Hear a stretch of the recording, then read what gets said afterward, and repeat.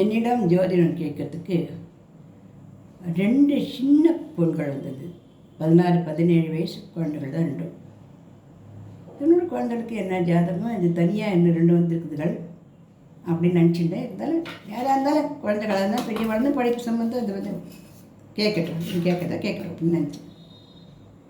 வாங்க தங்களா கருங்க என்ன நீ கேட்கணும் அப்படின்னு கேட்டதும், இந்த கூட வந்து இந்த பொண்ணு வந்து இது என்னோடய ஃப்ரெண்டு. இவள் வந்து தற்கொலைக்கு முயற்சி பண்ணால் அவளை காப்பாற்றிட்டேன். இப்போ எங்கள் வீட்டில் தான் இருக்கா. நாங்கள் 2 பேரும் ஹாஸ்டலில் படிக்கிறோம்.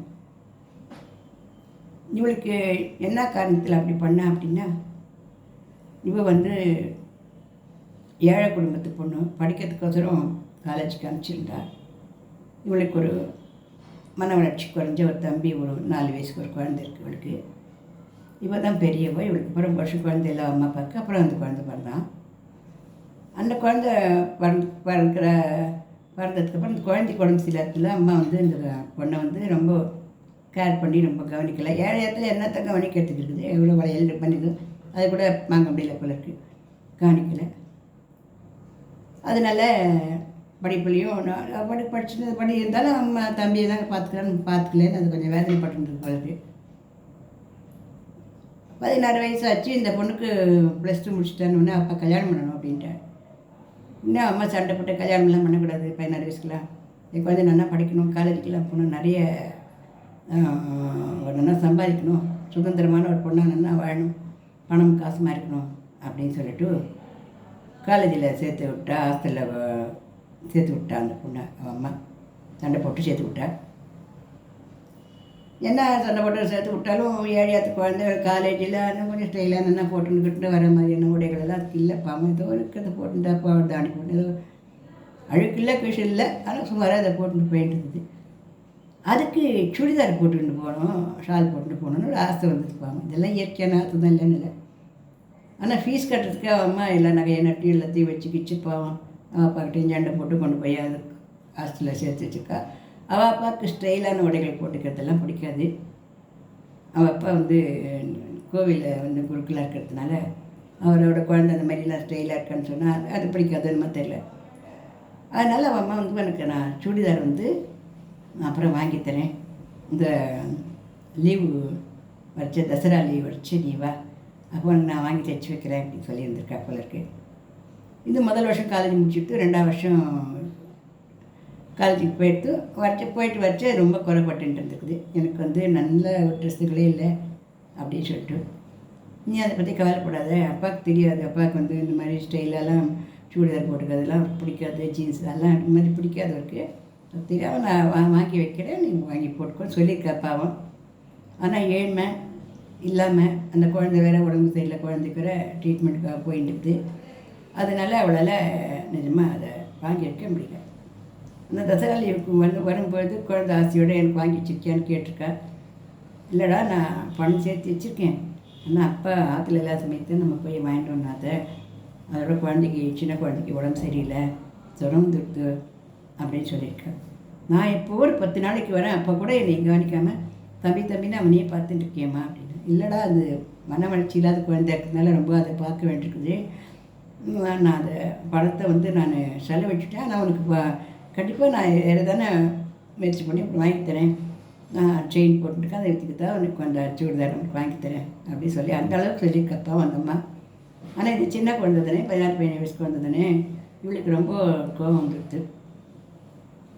தசரா லீவுக்கு அம்மா வீட்டுக்கு வந்தது, அது அம்மாவோட பேசவே இல்லை. வந்தால் நீலேருந்து பேசவே இல்லை. அம்மாவுக்கும் சரி குழந்தை ஏதோ கோபமாக இருக்குன்னு தெரிஞ்சது. 1 நாள் 2 நாள் 3 நாள் பார்த்தா பேசலை. இன்னும் என்ன பண்ணால் தெரியாது, காசியான இதை பண்ணாதுன்னு அந்த பேசுன்னு சொல்லிட்டு தன்னோட செயினை கொண்டு போய் எங்கேயோ அடக்க வச்சுக்கிட்டு என்ன பண்ணிட்டு அதில் என்ன படிச்சுன்னு அதுக்கு என்ன 2-4 ட்ரெஸ்ஸை வாங்கி அதை போட்டு அதை கொண்டு வந்து அப்போ அப்பாவுக்கு தெரியாமல் வச்சுருக்கா. அப்பாவுக்கு அந்த ஸ்டைல்லாம் பிடிக்காது போல, அதனால் ரொம்ப திட்டுவார் போல. ஆனாலும் அதையும் காமிச்சிருக்கேன், இந்த வரி இதெல்லாம் வந்து வாங்கியிருக்கேன், எல்லாம் சேர்த்து நீ போட்டுருந்தா நான் சந்தோஷமாக இரு, நீ நல்லா படிச்சுட்டு இருந்தால் ஒன்றுக்குவா அப்படிலாம் சொல்லியிருக்கேன். ஆனாலும் அந்த பொண்ணுக்கு கோபமே தீரலை. அது எப்படி நான் எனக்கு வாங்கி வைக்கிறேன்னு சொல்லிவிட்டு நான் வந்ததுக்கப்புறம் நானாக கேட்டதுக்கப்புறம் நீ எதையோ அட்ஜஸ்ட் பண்ணி அந்த வாங்கி என்னமோ ஒன்று பண்ணக்கூடாத ஆளுக்கு ஏதோ பக்கத்து வீட்டுக்கார பொண்ணுக்கு ஏதோ பண்ணி கொடுக்குற மாதிரி எனக்கு பண்ணுறேன். இது மாதிரி நீ ஆசையாக பண்ணலை, பாசமாக பண்ணலை அப்படின்னு அது மாதிரி எனக்கு நினச்சி விடுறது போல இருக்குது. ஆனால் அத்தியாக சொன்னால் கூட பரவாயில்ல, எதையுமே சொல்லாமல் அம்மாவோட பேசலை, அம்மா பண்ணி கொடுத்ததெல்லாம் சாப்பிடலை, எதுவுமே பண்ணலை. காலேஜ் இறக்குற நாள் வந்துட்டு அது கிளம்பிடுது. அவள் அம்மா என்ன பண்ணியிருக்கா, அந்த ஒரு சூட் கேஸில் போட்டு அதை எடுத்துகிட்டு போய் அங்கே போய் நீ போட்டுக்கோ அப்படின்னு சொல்லிட்டு கொடுக்கணும்னு ஓடி வந்திருக்கா. அப்போ ஆட்டோ பின்னாடியே ஆட்டோ வச்சு அதை கிளம்பிடுச்சு ஆற்றுக்கு. இப்போ வச்சு நீ எனக்கு அம்மா இல்லை, நான் உனக்கு பொண்ணு இல்லை அப்படின்னு சொல்லிட்டு கோ இல்லைம்மா அப்படிலாம் சொல்லாதே, அப்படிலாம் சொல்லக்கூடாது, இந்த சூட் கேஸ் எடுத்துன்னு ஆட்டோக்காரன் கூட நிறுத்தியிருக்கார். ஆட்டோக்காரருக்கும் நிறுத்தியிருக்கார். அம்மா கொடுக்குறாங்க, அதெல்லாம் சொல்லாது பாப்பா, வாங்கிக்க பாப்பா அப்படின்னு சொல்லியிருக்கேன். அதை கூட அது லட்சியம் பண்ணல, திட்டிட்டு அது ஒட்டுக்க வாங்கிக்க போயிட்டு அம்மா அப்படியே சூட் கேஸோட எடுத்துன்னு வந்து உள்ளே வச்சுட்டா. அவன் என்ன பண்ணது பெரிய தப்புன்னு சொல்ல முடியாது. இந்த பொண்ணும் குழந்தைத்தனமான குழந்தை வெளியே இதுன்னு பெரிய தப்புன்னு சொல்கிறதுக்கு இல்லை. இருந்தாலும் பேசாமல் இருக்கிறது அப்படிங்கிறது ஒரு குடும்பத்தில் இருந்துட்டு ஒரு அம்மாவோ பொண்ணோ அல்லது அக்காவோ தங்கையோ அல்லது மாமியாரோ மாமனாரையோ அல்லது மச்சினரோடையோ நாத்தனரோடையோ ஒரு குடும்பத்தில் இருந்து நம்மளோட பேசாமல் முகம் கொடுக்காமல் இருக்கிறதுன்றது பெரிய ஒரு வருத்தமான செயல். அந்த குழந்தைக்கு அதெல்லாம் தெரில போல். அவன் எவ்வளவோ இது பண்ணியிருக்கா. அப்புறம் டிஃபன் பாக்ஸில் அதுக்கு பிடிச்ச உணவெல்லாம் பண்ணி அதுக்கு தெரியாமல் பாக்ஸ் வச்சு அனுப்பிச்சு எல்லாம் பண்ணியிருக்கா. அப்புறம் அது கிளம்பி போய் 10 நாள் கூட அல்ல அந்த அம்மா இறந்து போயிட்டா. உடனே இது நினச்சி கொடுத்து தன்னால் தான் நம்மளோட அம்மா இறந்து போயிட்டா அப்படின்னு சொல்லிட்டு அது தற்கொலை பண்ணிக்க போய் மாத்திரையெல்லாம் போட்டுட்டு போயிடுத்து. ஹாஸ்டலில் வந்தோட அழைச்சிட்டு அந்த பொண்ணு இந்த பொண்ணை காப்பாற்றி கொண்டு அழைச்சிட்டு இங்கே வச்சுருக்கணும். நான் சொன்னேன், நீ குற்ற மனப்பான்மைக்கு போயிடாத, நீ பண்ண தப்பு தான், தப்பு தான். ஆனால் அதுவும் ஒரு குழந்தைத்தனமான தப்பு தான். நீனும் வளர்ந்த ஒரு பெரிய பொண்ணாட்டி இல்லை, நீ இன்னமும் குழந்தைத்தனமாக நடந்த. ஆனால் யார் கூட எனக்கு பேசாமல் இருக்கிறதுன்றது அந்த மாதிரி பண்ணக்கூடாது. கொஞ்சம் உங்கள் அம்மா சொல்லிக்கிட்டு நீ கேட்டுக்கலாம். ஆனால் உங்கள் அம்மா போனதுக்கும் நீ பேசாமல் போய் அம்மா இல்லை பொண்ணு இல்லைன்னு சொன்னதுனாலாம் உங்கள் அம்மா போகிற அவளுடைய இது ஆயுசு முடிஞ்சோ அப்போ நான் அவ்வளோதான். நீ மனசை தேர்த்திக்கோ. உங்கள் அம்மா என்ன ஆசைப்பட்டா, உங்கள் அம்மா கொண்டு வர முடியாது, உங்கள் அம்மா என்ன ஆசைப்பட்டா, நீ நல்லா போட்டுக்கணும், நல்லா செஞ்சுக்கணும், நல்லா படிக்கணும், நல்லா மண்கொள்ளணும் தலாலையும் அதை இப்போ தெரிஞ்சுக்கோ. அம்மா படத்தை வச்சு நல்லா சேவிச்சுட்டு சமத்தா காலேஜுக்கு திருப்பியும் போ, நல்லா படி, உங்கள் அம்மா தான் உனக்கு காப்பாற்றிருக்கா அப்படின்னு சொன்னேன். எங்கள் அம்மாவா? ஆமாம். அந்த ஹாஸ்டலில் நீ அந்த மாதிரி மாத்திரை எடுத்து வாயில் போட்டுக்கிச்சு யார் வந்தா? அப்போ என்ன டைம்? ராத்திரி 11 மணி இருக்கும் மாமி, 12 மணி டைம். எல்லாம் தூங்கிட்டாலும் பார்த்து தான் நான் அந்த செயலை பண்ணேன். ஏன்னா எனக்கு உயிர் வாழவே பிடிக்கல. அப்போ யார் வந்தா? அப்போ தான் அவளுக்கு யூரியன் வந்துடுது அப்படின்னு தடக்குன்னு எழுந்து வந்தாங்க. 2 பேருக்கும் சேர்த்தே ஒரே பாத்ரூம் தான், அதனால் வந்தா. அந்த அளவு இவள் வடிவத்தில் உங்கள் அம்மா வந்து காப்பாற்றிட்டேன். சரியா? உங்கள் அம்மாவுக்கு மேலே போகாமலாம் இல்லை. நான் நீ அப்படி நடந்துட்டு இருக்கக்கூடாது. சரியா? அதை நினச்சி நீ வருத்தப்படாத, அம்மாட்ட மன்னிப்பு கேட்டுக்கோ. கேட்டுன்னு நீ நல்லா படிச்சு நல்லா முன்னுக்கு வா, நல்லபடியாக வா. அதோட உன்னுடைய கேத்து இருக்கிறது உங்கள் அம்மா கூட இருக்கா அப்படிங்கிறத காட்டுறது. உடம்பால் இல்லையே வழி அவளுடைய ஆத்திரம் உனக்கு இருக்குங்கிறத காட்டுறது. தம்பியும் பார்த்துக்கோ, சமத்தா இருந்துக்கோ, இந்த மாதிரிலாம் பண்ணக்கூடாது. உனக்கு நீண்ட ஆரோக்கியம் எல்லாம் நல்லா இருக்குது, இதாக இருக்குண்டா. அப்புறம் உனக்கு நல்லா படித்து நல்லா முன்னுக்கு நல்லா கல்யாணம் காட்சி பண்ணிக்கிச்சு உங்கள் அம்மா உனக்கு குழந்தைய பிறக்கிறவளோ இருக்கும். அப்படிலாம் கூட பகவான் அந்த மாதிரிலாம் செய்வே. அதெல்லாம் அந்த மாதிரிலாம் நினச்சிடுது. மனசை துக்கப்படுத்திக்காதுன்னு சொல்லி அந்த குழந்தைய சமாதானப்படுத்தி இருந்துச்சு.